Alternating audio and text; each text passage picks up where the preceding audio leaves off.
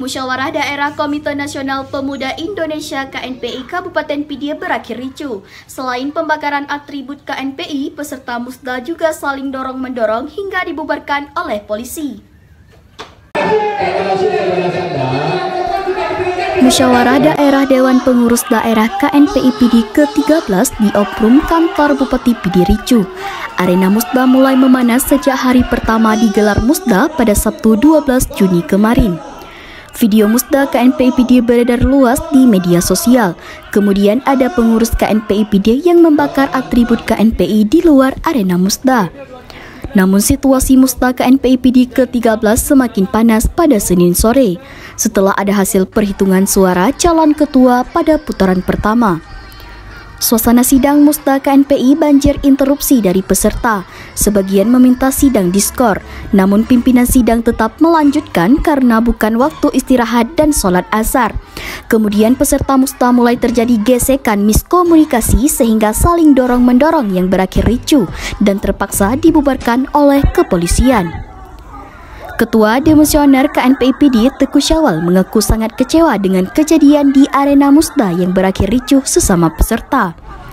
Menurutnya proses musda hampir selesai dan sudah memasuki tahapan untuk pemilihan calon ketua di putaran kedua.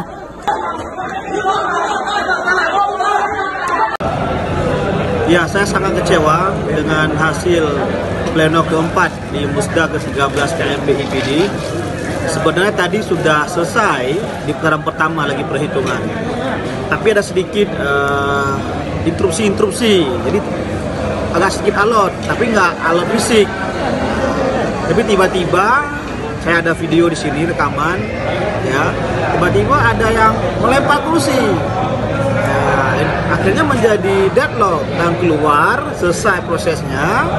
Tiba-tiba udah sampai dari pihak kepolisian, katanya ada keributan macam bla bla bla. Ya sudah, kita ambil sikap, kita selesaikan dulu, silent dulu biar dingin semua.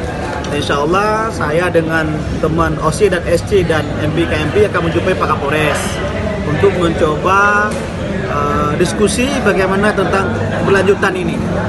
Karena ini harus tuntas, harus selesai. Karena tinggal satu kali aja lagi, cuma pemilihan putaran kedua. Bisa selesai penetapan formatur dan media formatur.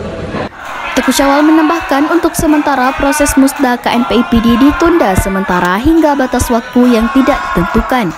Pihaknya akan berkoordinasi dengan pihak terkait termasuk kepolisian untuk melanjutkan musda tersebut.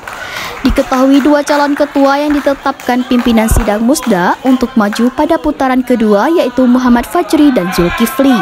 Mereka lolos setelah meraih suara minimal 20% suara sah pada putaran pertama.